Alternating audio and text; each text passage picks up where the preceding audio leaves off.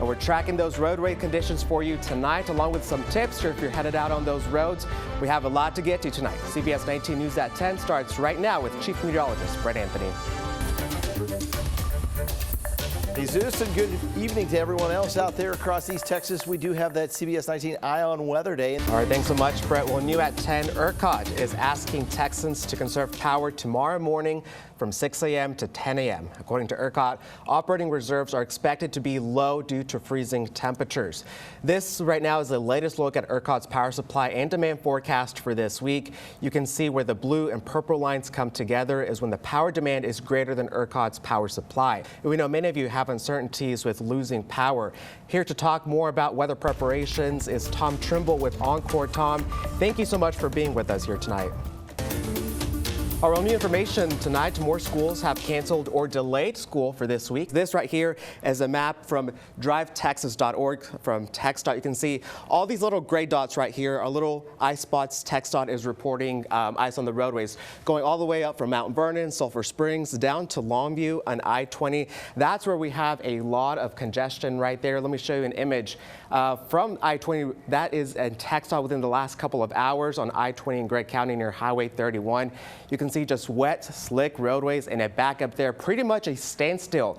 Many crashes being reported across that area because of these icy overpasses and those wet roadways. And as we track the cold weather, we'll be, of course, bringing you the latest on air and online at CBS19.tv. Our weather expert team will also keep you up to date on our streaming app, CBS 19 Plus, which is free to download on Roku and Amazon Prime.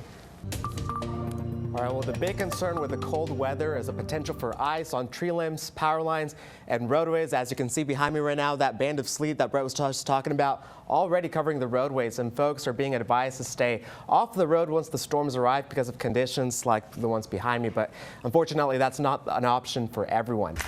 All right, we're looking ahead. Conditions are starting to worsen out in Tyler and portions of East Texas as well. You can see the top part of your screen, obviously the wind shaking there, but the top part of your screen, sleet blanketing that parking lot on Troop and the Loop in Tyler. Brett Anthony has a final look at your forecast after the break. Well, Brett, thank you for being with us here on Sunday, bringing East Texas' latest news. We'll obviously have team coverage tomorrow morning. And for the latest weather, road conditions, and school closures, we have a graphic up for you here in a little bit. Make sure to now download the CBS 19 app. It's free in our app store. Inside you'll find our weather blog. It's very detailed, made just for you to keep you informed.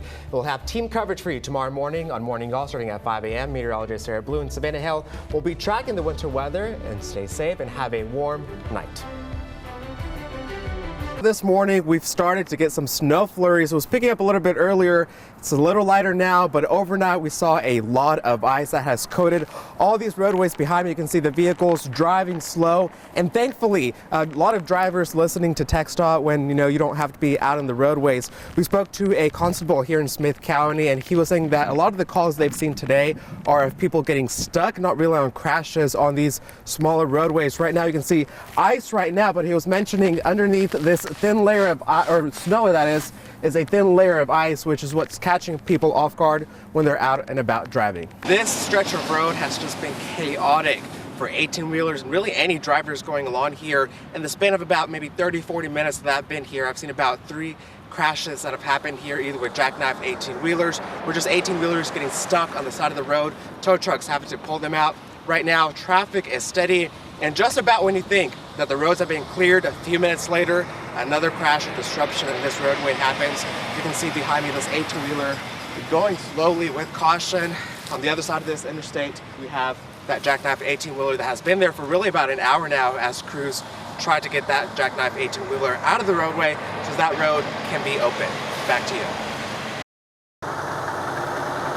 As was the case on I-20, drivers taking their time over the ice as TxDOT cleared those roadways with sand and limestone for traction. Near the Smith and Gregg County lines, these jackknife 18-wheelers caused a backup for miles.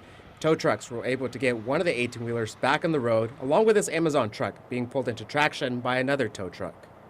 Honestly, the Texas roads are not prepared for that. Juliana Abreu and her husband were driving their own 18-wheeler from Florida on their way to Dallas when conditions got bad Sunday night. It was getting too dangerous.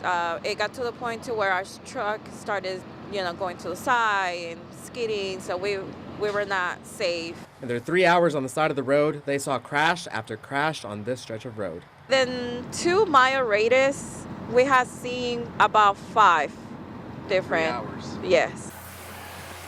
Yeah, she's fired up.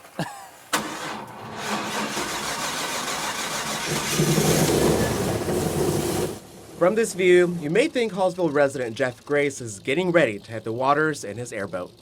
We actually just use it for leisure and checking out the Caddo Lake swamps, and down South Louisiana we go out and run around and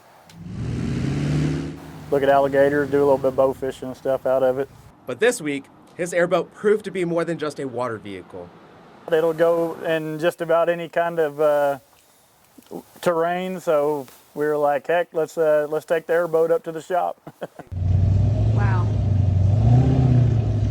This video taken by Savannah Hernsberger has made its round across social media. We were actually turning around right in front of her house to get out of the neighborhood. Figured we could make it through town easy in it. Driving down the road, Jeff says people kept saying hi Oh, a lot of people did. as they waved in awe, seeing an airboat navigating the icy streets. Taking videos, thumbs up and waving and honking, and just having a good time with it. And if all this ice and cold weather in East Texas had a silver lining, it would be... Oh, most definitely the airboat. It's always the focal point. Everybody likes to see it, and because there's not a lot of them around here. The boat ended up staying at his car shop for the night, but don't worry, Jeff has more than one way of getting around town on this icy weather. I've got a big Jeep right there.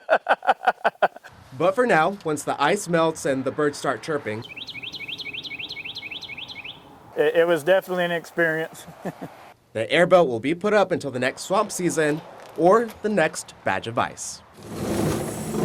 In Hallsville, Jesus Martinez, CBS 19.